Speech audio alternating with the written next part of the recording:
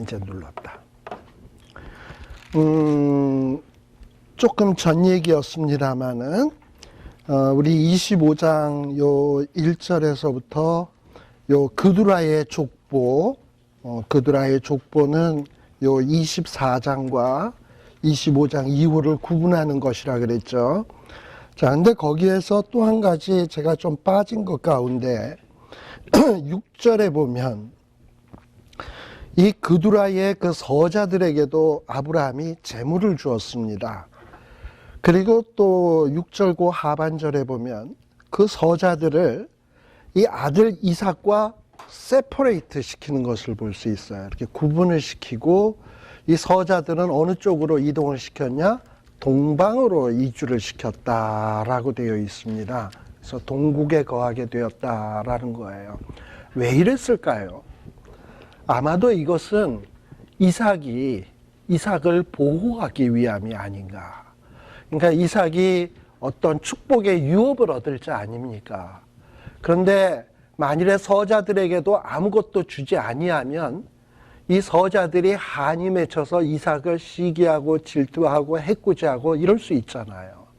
그러니 그런 해코지하는 이런 마음을 들지 않도록 하기 위해서 충분히 주어서 만족할 만큼 주어서 떠나게 한 것이고, 또 지역적으로도 암만 만족할 만큼 주었다 하더라도 남의 떡이 어떻게 보여요? 커 보이니까 커 보이면 뺏고 싶거든. 근데 이것이 같이 있으면 분쟁의 소지가 쉽지만 이게 떨어져 있으면 아무래도 그냥 각자 살게 돼 있다 이 말이에요.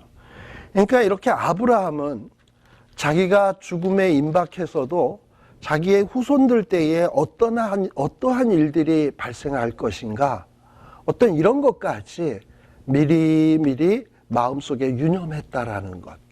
이것이 참 어떻게 보면 귀하게 생각이 돼요.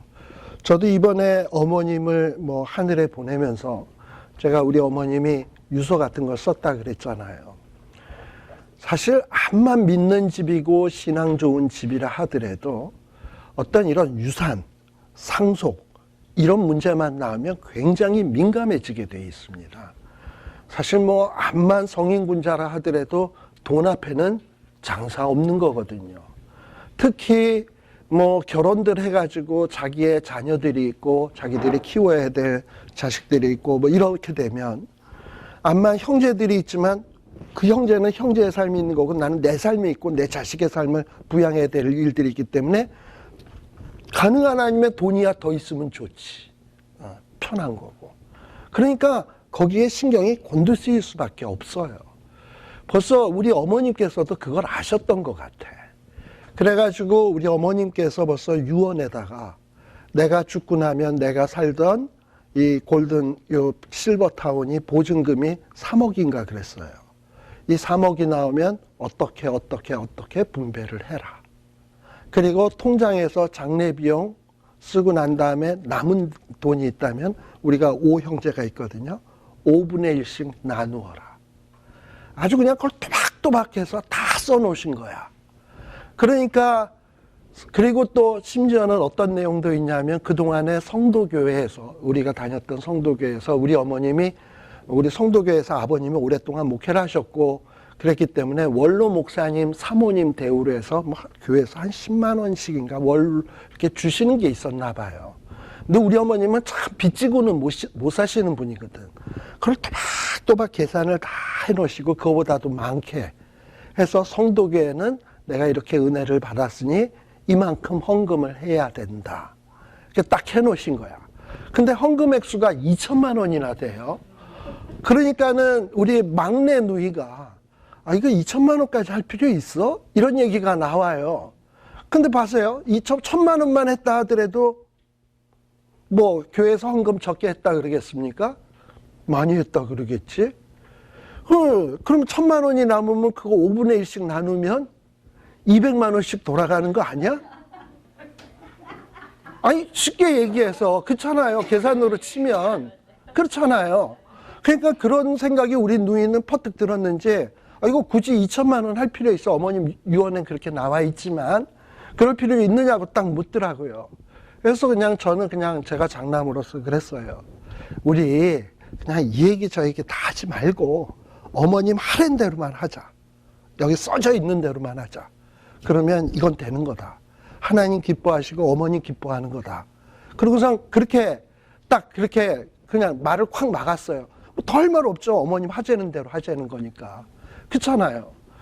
그러면서 제가 무슨 생각을 했냐 하면 저도 나중에 제가 언젠가 저도 28터인데 저도 2 자녀가 있습니다. 아들이 있고 딸이 있어요. 뭐 암만 믿음으로 키우고 뭐 어쩐다 하더라도 그 애들이 나중에 각자의 삶이 있고 가정이 있을 때 몰라 제가 물려줄 게 빚일지 뭘지 그건 모르겠지만 뭘 물려주고 갈지 모르겠지만 어쨌든 뭐 남는 게 있다면 뭐 그걸 갖고 어떻게 보면 또 다툼이 생길 수도 있는 거 아니에요? 그렇다면 그거를 부모로서 정말 죽기 전에는 다 그거를 준비를 해놔야 되겠다는 생각이 들더라고요. 물론 그거를 살아있을 때 미리부터 이렇게 까놓을 필요는 없는 것 같지만 그걸 꼭 해놓고 언젠가는 딱 드러날 수 있게끔 다 준비를 해놔서 자녀들이 죽고 난 다음에도 어떤 이 물질이라는 게 어떤 그 일만하게 뿌리잖아. 그리고 또 한 가지, 또 하나 또 놀란 것이 우리 어머님이 그 유서 밑에다가 또 꼬깃꼬깃 감춰놓은 게 있었는데 우리 아버님이 2003년도에 소천하셨거든요. 2003년도에 소천하셨을 때 벌써 1999년에 죽음을 앞두고 한 3년 전에 저희 아버님이 유서 비슷하게 써놓은 편지가 있었어요. 그게 뭐냐면 그거는 이제 보통 공증받는 유서 형식은 아니지만 원고지 있잖아요. 우리 옛날에 그 네모 칸칸이 돼 있는 원고지. 그 원고지에다가 우리 아버님이 편지식으로 써놨어요. 나의 자식들아 보아라. 이러고서는 글을 쫙 써놓은 게 5페이지 분량으로 글이 있었어요. 근데 우리 어머님이 그걸 꼭꼭 숨겨놓고 그런 글이 있다는 것조차를 모르고 있었습니다. 근데 이제 거기 그 글의 내용에 의하면 어떤 내용이 있었냐 하면 나와 너의 어머님은 일제시대에 태어나서 정말 극심한 일제 침략의 압박과 그리고 가난과 어떤 여러 가지 그 고난을 경험을 했다. 그래서 정말 하루 한 끼 밥을 제대로 못 먹은 적도 있었고 날마다 쌀떡을 바라보면서 걱정을 해야 됐었고 그래서 우리는 너희 엄마와 나는 어려서부터 젊은 나이 때서부터 이 근검, 절약 이런 것이 아주 몸에 배었다. 그래가지고 그렇게 해서 알뜰살뜰 우리가 살아오면서 지금 너희들을 위해서 내가 얼마의 돈을 이렇게 좀 모았는데 이거를 나누어 주려고 하는데 이러면서 그런 어떤 얘기가 써져 있어요. 그러면서 이제 거기에 내용에는 뭐라고 돼 있냐면 이것을 너희에게 나누어 주려고 하는 것은 이걸 가지고 잘 먹고 잘 살고 편안하게 살려고 주는 것이 아니고 이것을 하나의 씨앗으로 삼아서 하나님 나라 건설 그리고 이웃을 사랑하고 뭔가 정말 하나님 앞에 영광 돌리는 씨앗으로 너희들이 이것을 사용하기를 바란다. 뭐 이러면서 글을 써놓으셨더라고. 그러면서 이제 말미에는 뭐라고 써놨냐 하면 돈이란 사도 바울은 일만하게 뿌리가 된다고 얘기를 했는데 나는 그것을 참 무섭게 생각한다. 내 이러한 마음을 너희들도 갖기를 바란다. 하고서는 1장 5페이지 분량으로 그 원고지를 써 놓으셨더라고. 근데 이제 우리 유산, 저희 어머님 돌아가시고 난 다음에 이런 여러 가지 정리를 하다가 보니까 이제 헌금하는 문제에 있어서도 그렇고, 이제 장례식 인도해 준 목사님 사례 문제도 그렇고, 이런 것들이 다 있잖아요. 근데 어머님이 그걸 다 정해 놓으셨거든. 근데 이제 그거를 좀 수정하고 싶은 생각들이 좀 생기는 거야. 그래가지고 그러던 차에 우리 그냥 어머님 말대로 하자. 그러고 난 다음에 이제 사모제를 하러 갔을 때 아버님 그 글을 발견을 했거든요. 그래서 그 글을 발견해가지고 그 아버님하고 어머님 합장을 했는데 그 합장한 데 가서 다시금 이제 어머니 합장한 거 이제 이 봉분이랑 다시 잘 씌워졌나 이렇게 가서 보고 그래서 그 원고를 찾아가서 읽었죠. 누이들 다 있고. 그래서 이렇게 다 하면서 무슨 생각이 들었냐 하면 우리 모두 다가 누나들도 그렇고 저도 그렇고 뭐냐 하면 아버지 어머니가 어떤 자식들의 어떤 이후의 우애를 위해서 이렇게까지 신경을 쓰고 준비했구나. 이런 생각을 참 했어요. 아버님은 벌써 99년도에 임종을 4년 앞두고 그런 준비를 하셨고, 또 어머님은 또 우리 자녀들의 죽음을 앞두고, 본인의 그 임종을 앞두고 그렇게 일일이 다 해서 세목세목까지, 또 본인이 자기가 수의까지, 영정사진까지 이렇게 다 준비했다는 것을 보면서 이렇게 자녀들이 혼돈을 일으키지 아니하고 모든 일들을 잘 할 수 있도록 이렇게 했다라는 것을 생각을 하니까 또 한층 또 이렇게 참 또 마음이 찐한 게 좀 그렇더라고요. 그래서 나도 후일에 그런 부모가 될 수 있을까. 근데 여기에도 아브라함도 보면 이삭을 위해서 그 이삭이 축복의 유업을 이어야 되는데 혹시 축복을 유업을 잇는 데 있어서 방해꾼들이 있지 않을까. 특히 이 방해꾼이 먼 데 있는 것이 아니라 그동안에 서자로서 서자 취급받아온 자들이 방해꾼들이 될 수 있잖아요. 그러니까 이걸 생각을 해가지고 서자들에게 충분히 주어서 동방으로 가서 동국에 가서 그들 나름대로 살 수 있는 기반을 마련해주고, 그리고 또 이삭은 이삭대로 축복의 유업을 이을 자로서 이렇게 배려하는 이런 아브라함의 모습을 볼 때, 물론 이제 우리 신앙인들은 모든 소망이 하늘에 있고 하늘에 관심이 가 있어야 되지만 내 후손들이 신앙생활을 잘할 수 있도록 기반을 잘 닦아주는 것, 이것도 이 믿음의 부모들이 해야 될 일이 아닌가. 내 자손들이 축복의 유업을 잘 이어받을 수 있도록 우리들이 신경을 써줘야 되는 것 아닌가. 이런 걸 보면 이 아브라함의 모습 속에서 우리가 많은 것을 생각할 수 있게 한다라는 이런 생각이 들게 됩니다. 그래서 아까 이 얘기를 좀 빠뜨려서 잠시 말씀을 드렸어요. 자, 그리고 12절서부터 보게 되면, 25장 12절서부터 보면 이제 여기에는 또 누구의 얘기가 나오냐. 앞에는 그두라의 후손들에 대한 얘기가 나왔는데 여기에서는 하갈이 아브라함에게 낳은 이스마엘의 후예에 대해서도 나옵니다. 근데 이 이스마엘의 후예도 참 이렇게 내용을 쫙 보면 엄청 많이 이렇게 번성을 하게 되는 것을 볼 수 있어요. 특별히 16절 같은 데 보게 되면 족속대로는 16절 끝에 보면 족속대로는 12방백이었더라. 특별히 여기 방백이라는 말은 거의 왕이라는 말이에요. 12나라가 거의 이 이스마엘을 통해서 이루어질 정도로 이스마엘의 후손이 번성했다라는 얘기입니다. 자, 그러면 이 이스마엘의 후손들이 이렇게 번성한 이유가 무엇인가? 아까 내용과 비슷한 것입니다만 하갈은 원래 애굽 여인이에요. 애굽 여인이고 이스라엘 사람이 아닙니다. 그런데 우리가 알다시피 사라가 애굽에 내려갔다가 아브라함이 누이라고 했다가 하마터면 부인 뺏길 뻔한 사건이 있지 않았습니까? 그래가지고 그때 그 애굽 왕이 하나님 앞에 혼나고선 아브라함을 돌려보낼 때 어떤 좀 미안한 마음이 들었는지 재물을 주고 노비들도 주고 해서 이렇게 그때 주어졌던 노비로서 주어졌던 여자가 바로 하갈이거든요. 아브라함에게 주어졌던 여자가 애굽의 노예로서 하갈을 아브라함에게 주어진 거거든요. 자, 근데 이 하갈이라고 하는 여인은 애굽에 있었다면 그저 하나님을 불신하는 나라에 있다가 그렇게 죽는 여인으로서 끝났을 것이야. 아무런 이름도 드러나지 않았을 것이지만 참 그렇게 비천한 노예 출신이고 애굽에 있었고 그런데 복의 근원인 아브라함과 한 가정을 이루고 살았기 때문에 어떻게 되었냐. 그 아들 이스마엘이 태어났고 그 아들을 통해서 12방백을 이루는 어떤 이런 놀라운 축복을 소유하게 되었다 이 말이에요.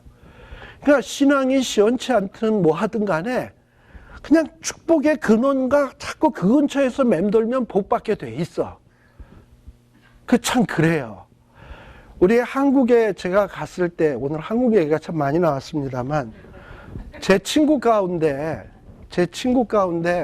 계대정이라고 하는 친구가 하나 있는데요. 이 친구가 이번에 한국에 나가서도 만났는데 우리 저희 친구들하고 만난 모임에서 그런 얘기를 하더라고요. 얘는 어렸을 때 그 어머님이 일찍 돌아가셨어요. 그래서 계모 밑에서, 그러니까 그 새어머니 밑에서 컸거든요. 근데 어릴 때서부터 그 새어머니, 이런 얘기가 인터넷에 나와도 되나? 아무튼 뭐, 없대. 근데 뭐 이렇게 있다 보니까 새어머니랑 관계가 안 좋단 바람에 중학교 2학년 때 가출을 했어요. 근데 가출도 학교 다니는 기간 중에 하나가 방학 때 얘가 또 생각을 해서 방학 때 가출을 했어요. 근데 이렇게 가출을 하고 이렇게 문제를 일으키긴 했지만 이 친구가 가출을 하면서도 어디로 가출을 했냐? 제가 그때 상도동에 살았거든요. 얘는 서울시 중구 그 신세계 백화점 앞에 회원동에 사는 애예요. 근데 회원동에서 그때 상도동은 교통이 불편하기 때문에 굉장히 먼 거리였거든요. 근데 얘가 가출을 해가지고 어디로 왔냐? 상도동 옆에 봉천동으로 왔어요. 근데 얘가 왜 봉천동으로 가출을 와가지고 거기에다가 하숙을 들어왔냐 하면은 봉천동 옆에 상도동에 김철원이가 사는데 무슨 일이 생기면 그래도 김철원한테 가려면 내가 봉천동쯤에는 있어야 되겠다. 뭐 이제 이렇게 생각을 하고 자기가 봉천동에 왔다라는 얘기를 하더라고요. 그러면서 사실은 그 친구가 처음에 교회를 나오게 된 동기는 뭐냐 하면 자기가 하도 새어머니랑 관계가 안 좋고 그리고 또 관계가 안 좋으면 새어머니는 자기 아버지한테 뭐라고 속삭속삭 거려가지고 얘만 나쁜 놈이 되고 그러니까 막 집이 들어가기가 싫고 살기가 싫더래. 죽고 싶더래. 막 그래서 막 괴로워하고 있는 어느 날 저희 성도교회에 어느 집사님 한 분이 그 옆집에 살았나 봐요. 그러면서 야 대정아 너 참 힘들지? 너 힘든 거 나도 잘 아는데 그러면 한번 교회 한번 가봐. 교회 한번 가면 네가 마음의 위로를 얻을 수 있을 거야. 그래서 교회를 가라 그래가지고 얘는 그렇다고 그 집사님이 얘를 인도해 갖고 교회로 온 게 아니라 그 얘기를 듣고 마음에 새기고 있다가 혼자서 교회를 오네요. 근데 교회를 왔을 때 그걸 제일 처음에 발견한 사람이 누구냐면 저였거든요. 그래서 애가 새로 와서 야, 너 새로 왔냐? 그러다가 얘를 그때 제가 주일학교 학생회 회장이었거든. 그래서 학생회 회장이라서 한 사람이라도 오면 떨구면 안 된다라는 책임감에 얘도 어떻게 해서든지 붙잡아야지. 근데 얘를 뭘로 붙잡나? 이러다가 제가 그때 주일날 새벽마다 남산이 저희는 회원동에 살았으니까 남산이 가까워가지고 남산에 올라가서 맨날 축구를 했거든요. 그리고 새벽에 새벽 예배를 한 게 아니라 저희는 새벽 축구를 했습니다. 주일날 새벽 축구를 하고 그거 끝나면 이제 주일학교 와서 예배를 보고 그랬어요. 근데 이제 얘가 왔길래 야, 너 축구 잘해? 그랬더니 축구 좋아한대요. 그래서 얘를 맨날 다 새벽마다 불러내가지고 교회를 달고 다녔어요. 그러다 보니까 얘가 교회에 취미를 붙이게 됐고 그래가지고 지금은 얘가 안산에 동신교회 좀 큰 교회 있어요. 그 교회 안수 집사가 됐어요, 지금은. 근데 이제 이렇게 해서 신앙 좋은 집사가 됐는데 자기가 신앙 좋은 집사가 된 동기를 설명하는 가운데 아무튼 김철원이 옆에서 빙빙 돌다가 자기가 교회를 떠나지 아니하고 이랬다는 거야. 뭐 절 떠나지 않았다라는 것보다는 저는 그렇게 생각해요. 얘가 그래도 어쨌든 축구가 됐든 뭐가 됐든 친구가 좋든 뭐가 좋든 간에 그냥 교회 근처, 하나님 근처, 예수님 근처 이러고 있다 보니까 크게 탈선하지 아니하고 가출도 하고 이랬던 애고 문제아가 될 수도 있었는데 그런 거 되지 아니하고 이렇게 해서 착실하게 신앙생활 해가지고 지금은 안수 집사가 돼서 신앙생활 잘하고 있는 모습을 볼 때 진짜 이 복의 근원이신 예수님 주변에서 얼쩡얼쩡 거리는 거 신앙이 좋든 싫든 교회 가서 졸든 자든 어쨌든 그냥 교회 가서 조는 게 낫지. 어디 이상한 데 가서 그냥 자빠져 자는 것보단 그렇잖아요? 그런 게 축복이지. 그래서 이렇게 이스마엘이나 그두라나 하갈이나 참 이들은 아브라함을 만나지 않았더라면 참 역사상 알려질 수도 없었고 정말 그렇게 그러고 살다가 그냥 흙으로 돌아가는 정말 덧없는 인생이었을 것을. 그런데 아브라함 주변에서 얼쩡거리다가 복의 근원 옆에 걸쩡거리다가 창세기 25장 안에 어느 한 부분을 차지해서 자기의 이름만이 아닌 자기의 후손들의 이름까지 이렇게 남기고 있었다라는 것을 볼 때, 아, 우리들도 진짜 하나님 근처에서, 교회 근처에서, 예수님 근처에서, 복의 근원 근처에서 얼쩡거려야 되겠다라는 이런 생각을 다시 한번 하게 됩니다. 그렇죠? 예. 이게 어떻게 보면 지금 요 족보에서 우리에게 보여주는 내용이에요.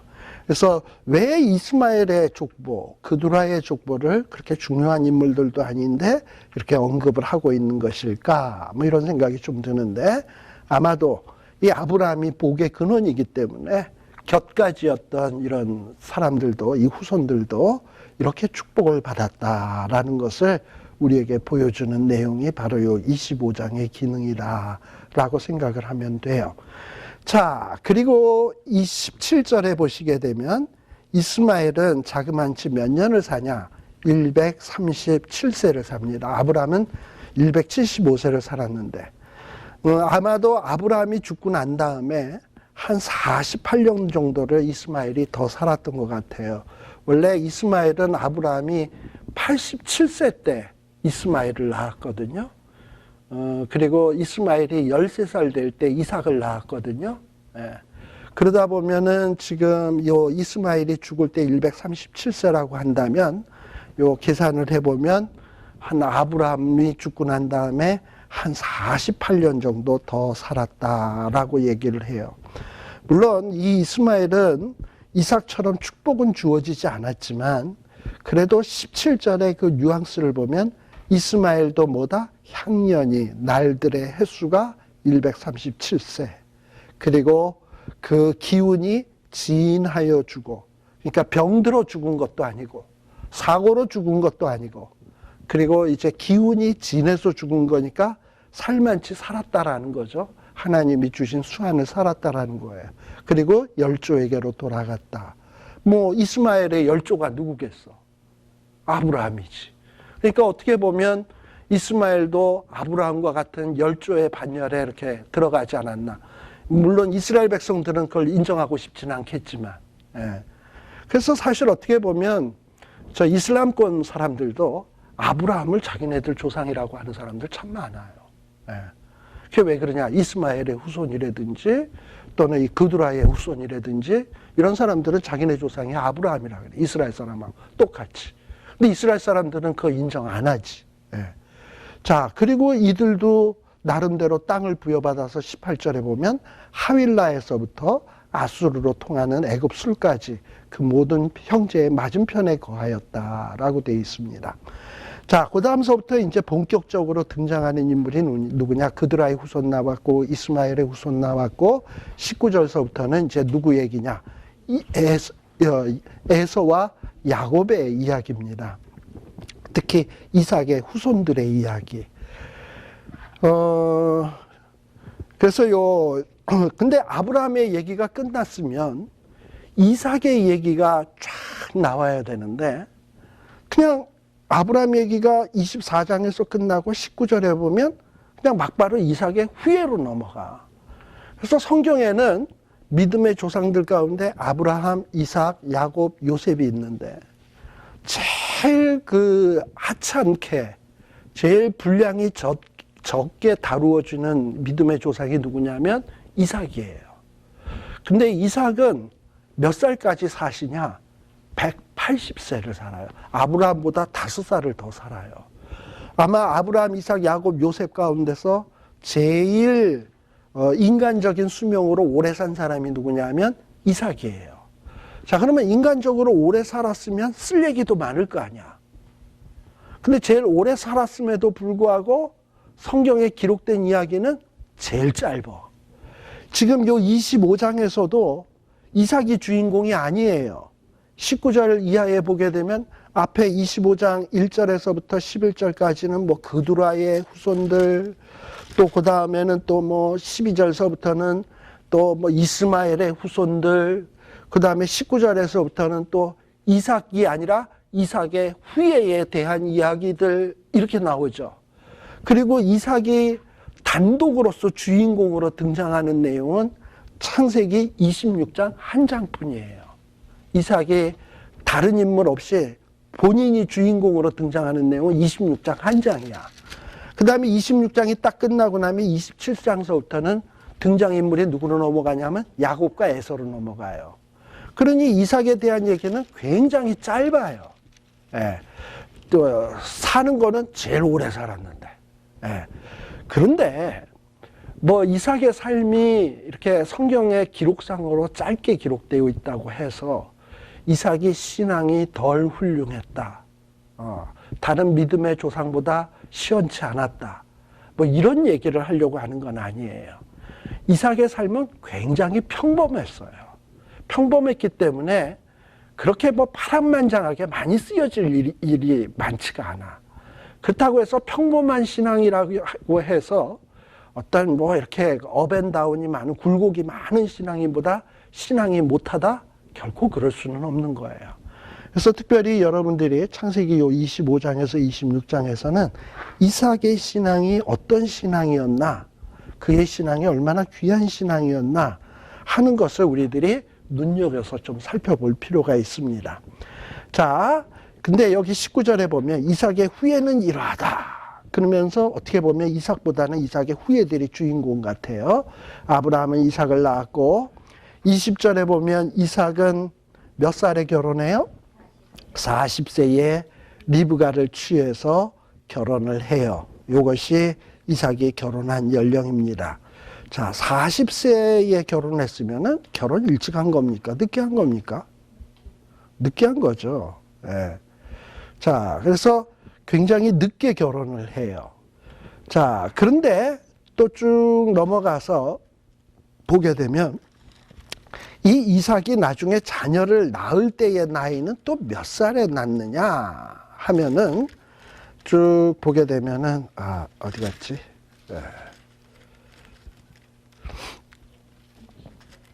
네, 몇 절이죠? 25장 26절. 네, 26절에 보면, 거기에 보면 리브가가 그 야곱과 에서를 낳을 때의 이삭의 나이가 몇 세? 네, 그러니까 몇 년 만에 낳은 거예요? 결혼해서? 20년 만에 낳은 거예요. 자, 40세에 결혼을 했다? 노총각입니다. 그러면 노총각에 결혼을 해서 이렇게 했다면 하나님이 아브라함에게 주셨던 약속이 뭐냐면 너의 후손을 하늘의 별같이 땅의 모래알같이 그리고 티끌같이 많게 해주시겠다는 것인데 40세에 결혼을 했으면 1년에 그냥 쌍둥이를 디립다 낳아도 이게 하늘의 별같이 땅의 모래알같이 되는 것은 쉽지 않은 일이잖아요. 그런데 1년 지났는데 뭐 이삭과 리브가가 뭐 피임을 했겠습니까? 분명히 안 그랬을 텐데 근데 애를 안 낳아. 뭐 이럴 수도 있지. 1년쯤이면 3년 기다렸는데 애가 없어. 5년 지났어. 없어. 그러면 무슨 생각이 들까요? 하나님이 하늘의 별같이 땅의 모래알같이 주시겠다라고 하는 약속이 진실이다, 뻥이다. 시간이 지나면서 마음속에 그런 불신은 당연히 생겨질 거예요. 왜냐하면 자기네들 생각하기에는 40세서부터 쌍둥이로 낳아도 그게 안 되는데 5년이 지나도 10년이 지나도 자식이 없다면 그 마음에 이상한 생각이 왜 안 들겠습니까? 그렇잖아요. 그런데 아브라함은 75세에 하나님 앞에 부름을 받고 87세에 아까 이스마엘을 낳았다 했습니다. 그러니 하갈하고 관계를 맺을 때가 86세가 되겠죠. 그러면은 75세에서 86세면은 11년 만에 아브라함도 하나님이 후손에 축복 주시겠다 그랬는데 사라와 자식이 없으니까 기다렸어. 몇 년은? 5년은 기다렸어. 10년도 기다렸어. 근데 11년쯤 되니까 이게 좀 이상한 거야. 그러니까 이제 사라와 의논해가지고 무슨 생각을 했냐면 우리가 하나님의 뜻을 너무 아주 순진하게 받아들인 것 같다. 하나님의 뜻은 이런 것일 거다. 꼭 내가 아니더라도 당신의 피만 흐르면 될 거 아니냐. 그래 씨바지라도 들여서 낳으면, 그렇게 해서 낳아준 후손이면 될 거 아니겠냐. 그러니까 아브라함은 그 얘기를 듣고 무슨 말도 안 되는 소리를 하면서 속으로는 클크크하고 웃으면서 그러고서는 했죠. 그러고서는 이제 이렇게 된 것이 이게 아브라함의 실수였단 말입니다. 그로 인해서 아브라함의 집안에는 많은 비극이 찾아왔지요. 자, 그런데 지금 이삭도 똑같은 지금 경우를 경험하고 있는 거예요. 40세에 결혼을 했는데 10년 지났어. 50세 됐는데 불임이야. 그리고 55세, 60세 되는데도 불임이야. 만일에 이삭이 아버지를 닮았더라면 언제쯤 그랬어야 돼? 51세 때. 51세 때에 뭔가를 봤었어야 되는데 이삭은 안 그랬어요. 이게 어떻게 보면 이삭이 아브라함보다 훌륭한 점 가운데 하나입니다. 왜 그랬을까, 이삭이? 왜 그랬을까? 우리들이요, 뭔가 이렇게 세상을 살면서 좋은 것을 통해서도 배우지만 나쁜 것을 통해서도 배운다는 사실을 아십니까? 예를 들면 어린 아이들이 어렸을 때 아버지가 맨날 그냥 술에 곤드레 만드레해서 주정을 부리면서 들어와서 엄마를 때리고 뭐 집안에서 폭력을 행사하고 이런 걸 보는 어떤 아들, 나는 절대 아버지처럼은 안 된다 결심을 하고 술을 입에도 대지도 않고 그냥 아버지랑 정반대로처럼 사는 사람이 있어. 물론 어떤 애는 또 지 아버지랑 똑같이 되는 사람도 있긴 한데 그렇잖아요. 근데 오히려 반대가 되는 사람도 있어요. 제 친구 가운데 하나는 지금 신학교 교수예요. 총신 교수예요. 자기 아버지가 어렸을 때 중고등학교 다닐 때 그렇게 바람을 피웠어. 그래가지고 그게 한이 돼가지고 자기는 정말 똑바로 살아야 되겠다 해가지고 열심히 공부만 했던 친구가 있어요. 그래가지고 한눈 안 팔고 해가지고 열심히 공부해가지고 박사 받고 그리고 그 다음에 지금 교수일 지금 잘하고 있습니다. 그게 뭐예요? 정반대의 모습을 보이는 거잖아요. 그것처럼 그 이삭도 마찬가지예요. 어릴 때 자기 아버지가 11년을 못 참고 그 후처를 들여가지고 이스마엘을 낳고 그로 인해서 이스마엘이 쥐어박고 하갈이 쥐어박고 또 하갈이 자기 엄마 사라를 막 못살게 하는 모습을 지켜봐. 이런 걸 보면서 나는 아버지처럼은 안 산다. 뭐 좀 이런 각오가 있었던 것이 이삭이 아닐까 싶어요. 그래서 이렇게 불임임에도 불구하고 애를 못 낳음에도 불구하고 꾹꾹 참았던 것 같아요. 꾹꾹 참으면서 기다렸던 것 같아요. 우리들이 성경에 보게 되면 21절 한번 보세요. 21절에 보시게 되면 뭐라고 돼 있냐. 이삭이 그 아내가 잉태하지 못함으로 후처를 취했다? 아니요. 그를 위하여 여호와께 간구하며, 여기서 그가 누굴까요? 리브가. 어떻게 보면 그를이라 그러니까 이거 희인 줄로 생각이 나는데 그게 아니라 리브가입니다. 이삭이 아내가 잉태하지 못함으로 이 아내를 위하여 여호와께 간구하며. 옛날 같으면 아내가, 옛날에 우리 조선시대에도 그랬습니다만 부인이 애를 못 낳으면 뭐 칠거지약 해가지고 내쫓고 남편이 뭐 씨바지를 드리는 것을 아주 정당화시켰잖아요. 그러니까는 옛날에는 애를 못 낳으면 남편의 멸시의 대상이고 업신여김의 대상인데, 지금 이 이삭은 이 남성 우월주의 사회에서도 아내가 잉태 못하는 것을 보면서 탓하지 아니하고 오히려 그 아내를 위해서 뭘 했다? 여호와께 간구를 했다. 이게 참 어떻게 보면 이삭의 훌륭한 점이에요. 자, 이렇게 간구를 하니까 하나님이 그 간구를 어떻게 했다? 들으셨다.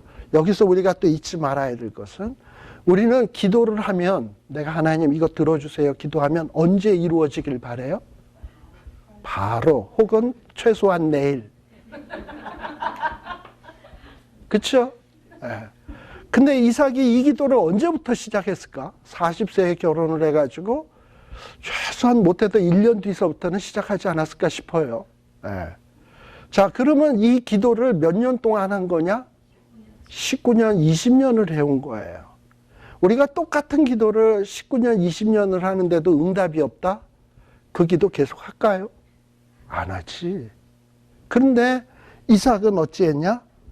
될 때까지 똑같은 기도의 제목을 놓고 자기 아내를 위해서, 애도 못 낳는 아내를 위해서 기도했다라는 거예요. 그랬더니 어떻게 됐다? 리브가가 잉태되었다라는 거예요. 짤막한 내용입니다만 우리에게 굉장히 시사하는 바가 크다고 생각이 돼요. 우리들이 간혹 기도하다가 낙심하는 이유가 어디냐? 맨날 새벽 기도 나가서 기도하는데도 안 돼. 얼마큼 나갈게, 새벽 기도? 지금 최소 한 1, 2년 됐나? 그래 놓고서 1, 2년 새벽 기도 나가서 한 거 가지고 안 된다고 뭐 하나님이 살아있네, 안 살아있네, 기도리를 들으시네, 안 들으시네, 뭐 이러면서 마음속에 이상한 생각을 뭉게뭉게 피워 올린다면 이삭에게서 그런 어떤 인내의 신앙을 배워야 된다 이 말이에요. 최소한 한 19년, 20년쯤 얘기하고 하나님이 기도를 들으시나 안 들으시나 쯤 얘기한다면 좀 그래도 그건 좀 대화를 할 만한데, 근데 그걸 못하고서는 얘기한다면 그거는 아예 얘기를 꺼내지도 말아야 돼요. 자, 그렇게 해서 애를 베게 되었습니다. 자, 그러니 이삭의 마음도 속이 탔겠지만 시집온 리브가의 마음은 어떠했겠습니까? 우리가 알다시피 리브가가 시집을 오게 될 때 24장 60절에 보게 되면 이 리브가가 시집 올 때 집안 식구들이 리브가를 축복하면서 한 얘기가 뭔지 알아요? 천만인의 어미가 될지어다. 내 씨로 원수의 성문을 얻게 할지어다. 뭐 씨가 생겨야 원수의 성문을 얻든지 말든지 알지. 씨도 없는데. 그런데다가 거기에다가 뭐 천만인의 어미? 지금 20년 동안 애 못 낳고 있는데. 그러면서 이 부모님들이 또 자기의 그 가족들이 자기를 축복해 준 기도에 대해서 리브가는 무슨 생각이 들었을까? 천만인 좋아하네. 뭐 씨라도 하나 있어야 뭐 원수의 성문을 얻든지 말든지 하지. 뭐 이런 생각 안 들었겠습니까? 예. 근데 이 속 타는 건 리브가도 마찬가지일 거라. 그런데 남편은 또 여러분 내가 하고 싶어도 안 되는데 또 남편은 자기를 위해서 계속 기도하면 그것도 얼마나 마음에 부담되는 줄 알아요? 나는 이렇게 하고 싶지만 안 되는데 또 누구는 나를 위해서 이렇게 기도를 해. 물론 고맙기도 하지만 또 한편으로는 부담도 되는 거 아세요? 그렇단 말이지. 그런데 이 리브가가 그런 상황에서 남편은 기도해야 되지. 자기의 뱃속에는 애는 안 들어서지. 뭐 이를 억하겠습니까 이게. 그런데 어느 날 20년이 되는 어느 날 어떤 일이 벌어졌냐. 나이 환갑에 들어섰을 때 얼마나 엊그서 덜커덕하고 뱃속에 애가 들어섰습니다. 한번 상상을 한번 해보세요. 자, 그래서 잉태를 했어요. 21절의 내용이 그거예요. 근데 이 뱃속에 이게 정상이 아니야. 22절에 보니까 뱃속이 그냥 맨날 뒤틀리고 소 안에서 레슬링을 하는지 권투를 하는지 무슨 킥복싱을 하는지 배 안에서 뭐 난리가 아닌 거예요 맨날. 자, 이런 생각이 딱 들을 때 이 리브가는 뭐라고 얘기하냐? 내가 어찌할꼬 라는 얘기를 하고 있습니다. 아마도 이 리브가가 이런 고민을 하게 된 데는 몇 가지 이유가 있을 거예요. 자, 이렇게 애들이 이렇게 막 뱃속에서 난리를 치는 것을 보면서 일단은 육체적으로 이 리브가가 힘들었을 거야. 막 뱃속에서 막 이러니 얼마나 힘들었겠습니까? 그러니 어찌할꼬 하는 말이 나올 것이고 143페이지. 자, 그 다음에 또 애들이 속 안에서 디립다 싸우다가 누구 한 놈이 죽어가지고 유산이 되면 어떡하나. 가뜩이나 지금 갓생긴 건데 유산하면 어떡하나 하는 이런 정신적인 갈등. 그리고 또 이렇게 신의 은총으로 얻은 아이들이 이 하나님의 은혜로 얻은 아이들인데 뱃속에서 쌈박질만 한다면 이게 말이 되는가? 또 이런 어떤 갈등. 이런 갈등으로 인해서 이 리브가가 걱정을 하는 거예요. 어찌할꼬. 자, 그래서 어떻게 얘기했냐? 어찌할꼬 하고서 이렇게 마음에 걱정이 들면 리브가는 막 혼자서 끙끙 앓은 것이 아니라 뭐 했다? 22절 끝에 여호와께 묻자온대. 예. 그러니까 우리들이 어떤 걱정이 있으면 항상 그 걱정거리를 나 혼자 끙끙 짊어지고 끙끙 맬 것이 아니라 내 모든 무거운 짐을 주 앞에 내려놓아라. 그래서 근심 걱정 있으면 주 앞에 내려놓는 거예요. 자, 근데 이렇게 내려놓았더니 하나님이 대답을 해주십니다. 뭡니까? 두 국민이 내 태중에 있는데, 두 민족이 내 복중에 있는데, 두 민족이 나누어지는데 이 족속이 저 족속보다 강하겠고 큰 자는 어린 자를 섬기리라. 뭡니까? 이거는 계시예요. 앞으로 이 두 자식들이 어떻게 되어질 거에 대한 하나님의 계시의 내용이었습니다. 그런데 이 두 자가 서로 나누어진다는 거야. 그리고 이 큰 족속이 작은 족속보다 약하고 작은 족속이 큰 족속을 지배하게 될 것이다라는 이런 예언의 말씀을 딱 준 겁니다. 그래서 뱃속에서부터 싸웠다라는 거예요. 여러분들 이 얘기 아시나? 제가 전에도 한번 얘기한 적이 있는데, 원래 이 뱃속에서 이 두 아이가 계속 싸웠다 그러잖아요. 이 야곱은 뜻이 뭡니까? 발 뒤꿈치를 잡았다. 26절에 보면 아우의 손으로 에서의 발꿈치를 잡았으므로 그 이름을 야곱이라 하였으며, 반면에 25절에 보면 먼저 나온 에서는 뭐하다? 붉다. 전신이 갓옷 같아서 에서라 했다. 붉기 때문에 에서라고 얘기를 했대요. 자, 그래서 어떤 사람은 이야기하기를 왜 에서는 붉었을까? 왜 야곱은 발뒤꿈치를 잡았을까? 해가지고 아주 비상한 상상력을 발휘한 사람이 있어요.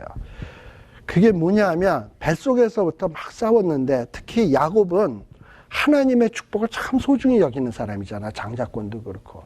근데 이 야곱이 알았던 것은 뭐냐면 뱃속에서부터 본능적으로 모든 좋은 것은 어디서부터 온다? 위로부터 온다.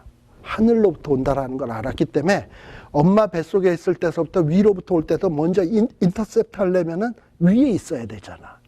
그래가지고 뱃속에서 에서를 짓밟고 올라가기 위해서 막 위로 올라가려고 에서랑 씨름을 했다는 거야. 그래서 야곱이 배 위에서 올라갔어. 그래가지고 이제 올라가서 가만 생각을 해보니까 위로부터 내려온 것을 나 혼자만 받아야 되는데, 밑에 보니까 또 한 놈이 또 있거든. 얘가 죽어야 돼. 그래서 매 발로 차는 거야, 그냥 뱃속에서. 막 디립다 차니까 에서는 뱃속에서부터 들이맞아가지고 얼굴이 벌게 가지고 뭐 이렇게 돼 있는데, 그만 어미가 산통이 와가지고 하면 누가 먼저 나와? 밑에 있는 사람이 먼저 나오지. 에서가 딱 나가려고 그러는 거야. 그러면 저거 장자권 뺏기는데, 그랬더니 야곱이 이건 아니잖아 하고서는 잡은 게 뭐냐면 야곱이라는 설이 있어요. 그래서 이제 에서는 붉었고 야곱은 발 뒤꿈치를 잡았다. 뭐 이런 일이 있는데 믿거나 말거나. 그래서 어쨌든 에서는 붉었고 에서는 야곱은 발 뒤꿈치를 잡았다라고 하는데, 이게 다 언제 이루어지느냐? 이삭이 60세 때 이루어진 일입니다. 그러니까 정말 이 축복이 이루어지기까지는 오랜 세월이 걸렸던 것을 볼 수 있어요. 자, 그런데 27절에 보면 이제 이 이삭의 여태까지 이제 이삭이 인내하여서 이 자녀를 낳았다라는 것은 참 아름다운 모습이에요. 아버지처럼 실수하지 아니하고. 그리고 또 리브가가 뱃속에서 막 요동치는 이런 걱정 근심이 있을 때 하나님 앞에 기도했다는 것도 참 아름다운 모습이고요. 지금까지는 좀 아름다운 모습이었는지 모르지만 27절에서부터는 이삭의 좀 실수하는 모습, 리브가의 실수의 모습들이 조금 기록되어 있어요. 특별히 27절에 보면 에서는 어떤 사람이다? 익숙한 사냥꾼이다. 들사람이 되었다. 아마도 에서는 집에 잘 없었던 사람 같아요. 맨날 들로 산으로 다니면서 사냥만 즐겼으니까 집에 있을 시간이 없었지. 그러다 보니까 에서는 자연히 부모님 이삭과 리브가와 대화할 시간이 별로 없어. 그러니까 부모님의 어떤 신앙적인 교육을 받을 기회를 야곱보다는 훨씬 많이 놓친 사람이 에서예요. 네. 그리고 반면에 야곱은 어떤 사람이냐? 종용한 사람인 고로 장막에 거했다. 그래서 이 야곱은 그 바깥에 나돌아다니는 걸 좋아 안 해. 그냥 집에 있는 걸 좋아해. 그러니 자연히 누구와 같이 있는 시간이 많아요? 복의 근원인 이삭과 함께 있을 시간이 많은 사람이에요. 그러다 보니 어려서부터 정말 축복은 하나님이 해주셔야 된다라는 사실, 그리고 축복은 하나님이 주신다라는 사실을 너무나도 잘 들어서 야곱은 잘 알고 있었던 것 같아요. 그러니까는 에서보다 이 축복에 대해서 집착이 강했던 이유는 뭐냐면 그만큼 하나님의 축복에 대한 소중함에 대해서 많이 들었기 때문에 그래요. 이 야곱의 이 좋은 점이에요. 자, 그런데 28절에 보면 이삭의 실수의 모습이 나오는데, 이삭이 왜 에서를 사랑했게요? 1번, 에서가 남자답기 때문에. 2번, 에서가 잘생겼기 때문에. 3번, 에서가 효도를 잘하기 때문에. 4번, 에서가 좋은 고기를 맨날 해다 주기 때문에. 4번, 그러니까 이삭은 에서가 자식이기 때문에 사랑했다기보다는 여기에 보면 사냥한 고기를 좋아함으로, 만일에 사냥한 고기를 안 가져다 주면 안 사랑하는 거죠. 그러니까 참 이삭이 이 에서를 사랑한 이유도 참 치사하게 그지없어요. 사냥하는 고기를 좋아하니까 에서를 사랑했어요. 또 리브가는 왜 야곱을 사랑했을까요? 집에 있으니까 설거지를 해주지, 청소해주지, 여기에는 안 나와 있지만 아마 좀 그러지 않았나 하는 생각이 좀 들어요. 예. 왜냐하면 이삭을 보면 리브가도 좀 짐작할 수 있지 않을까 하는 생각이 드는데, 근데 아무튼 그랬어요. 이렇게 사냥한 고기를 좋아했다. 특별히 여러분들이 나중에 이삭이 죽을 때 보면, 죽기 전에 이제 이 뒤에 곧 나옵니다만, 이삭이 나중에 노년에는 눈이 먼 거 아시죠? 눈이 멉니다. 또 나중에 믿음의 조상들 가운데 눈이 먼 사람이 또 있어요. 야곱. 야곱도 노년에 보면 눈이 멀었어요. 그래가지고 이 축복을 할 때 이 이삭과 야곱의 모습이 대조가 됩니다. 이삭은 속아요. 에서와 야곱을 구분 못했습니다.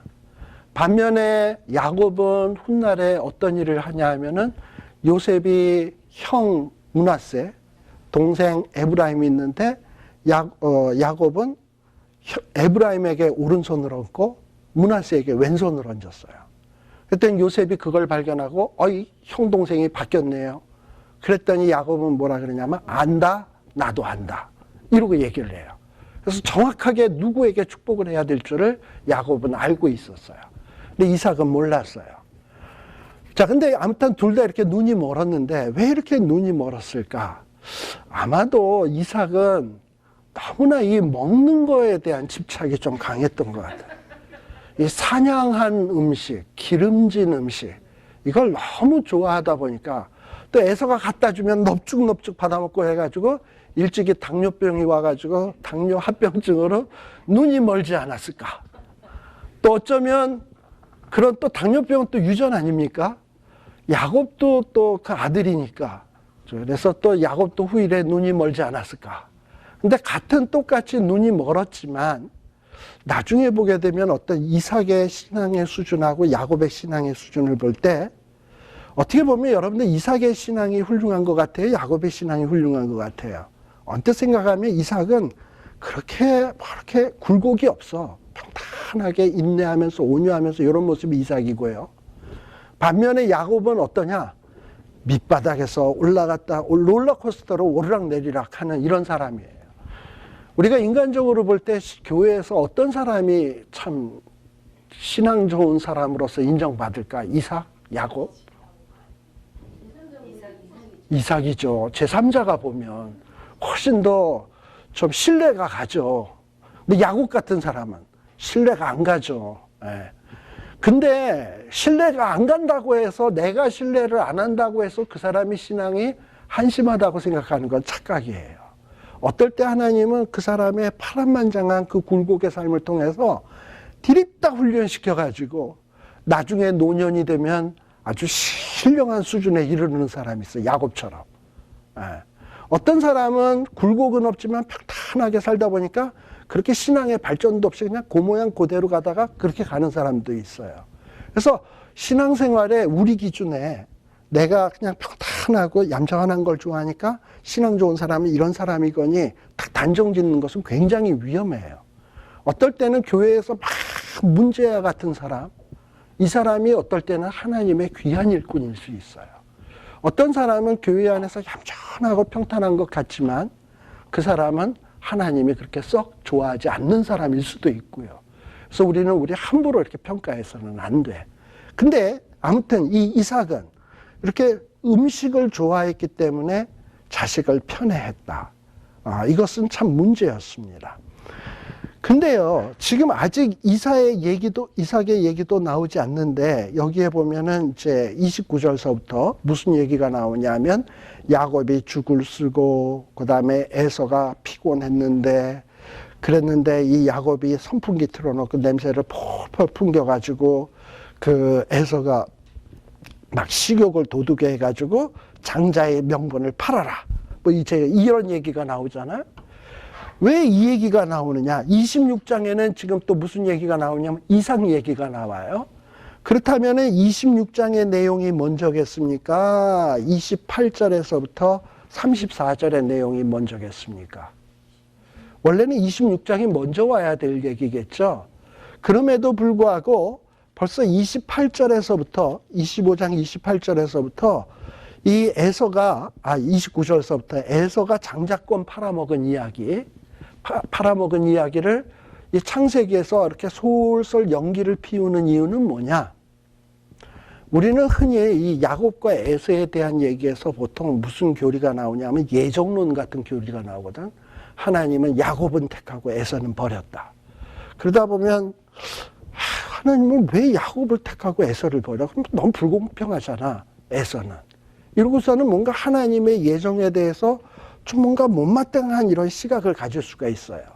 근데 창세기의 의도는 뭐냐 하면 요 29절에서 34절의 이야기를 하므로 에서는 정말 축복받기에 합당치 못한 자다라는 얘기를 하기 위해서예요.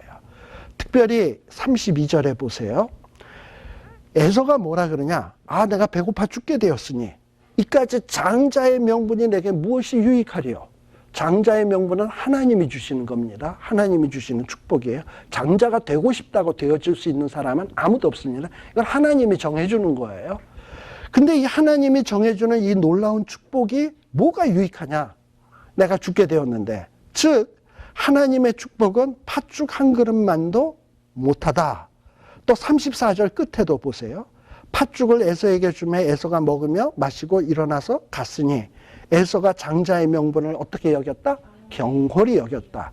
하나님의 축복을 경홀히 여겼다. 그러니까 하나님의 축복을 아주 하찮게 여겼다라는 거예요. 그러니 이 하나님이 그렇게 귀하게 여기는 것을 하찮게 여기는데 하나님의 사랑을 받기를 원한다? 말이 돼요? 말이 안 되는 거지. 그러니 이 에서는 하나님의 사랑을 받을 수 없는 사람이라는 사실을 미리 운을 띄우는 거야. 이 하나님이 불공평하다라는 게 아니라 에서는 정말 하나님의 축복받기에 한심한 사람이다. 반면에 야곱은요. 사실 인간적으로 보면 하나님의 축복받기에 합당한 인물은 결코 아닙니다. 그럼에도 불구하고 야곱에게는 뭐가 있었냐? 하나님의 축복을 소중히 여기는 마음. 그가 속이고 간사하고 그저 수단 방법 가리지 아니하고 하는 이런 못된 구석은 있었지만 그러나 하나님의 축복을 정말 무엇보다도 소중히 여기는 그런 마음을 하나님이 귀히 여기신 거예요. 사실 우리 하나님이 진짜 귀히 여기시는 것은 뭐냐? 내가 인격적 도덕적으로 훌륭한 것 아니에요. 하나님이 주시고자 하는 은혜의 선물을 소중히 여기는 것. 이걸 귀히 여기세요. 내가 거짓말 안 하고 사람들에게 덕망이 있고 훌륭하게 사는 것을 원할까? 설사 죄 짓고 남에게 손가락질은 받지만 주 앞에 나와서 주님의 보혈 없이는, 주님의 십자가 없이는 난 도저히 구원받을 수 없습니다. 나를 긍휼히 여기소서. 이거를 하나님이 더 기뻐하실까? 하나님은 후자예요. 예. 그래서 정말 하나님의 축복을 소중히 여기는 그 마음이 우리 신앙인에게 있어서는 중요한 것이다라는 것을 늘 잊지 마시고 정말 여러분들의 신앙생활에 있어서 뭐가 소중한지 이런 야곱과 에서의 예를 통해서 마음속에 꼭 새기시는 여러분 되시길 바랍니다. 기도하겠습니다.